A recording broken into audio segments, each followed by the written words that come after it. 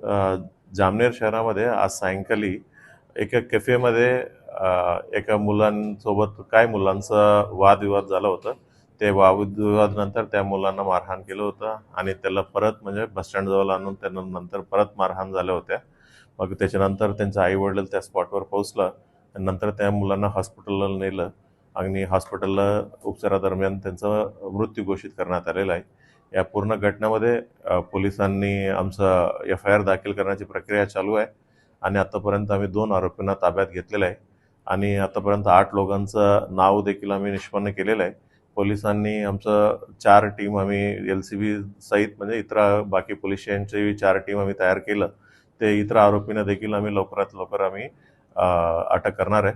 सर्व लोकांना मी पोलीस डिपार्टमेंटमधून हीच आवाहन करू इच्छित आहे, म्हणजे पोलिसांनी आपलं काम करतायत. कोणताही अफवा कोणी विश्वास करू नये. पोलिसांनी त्यांचं पूर्ण जबाबदारी पार पडत आहेत.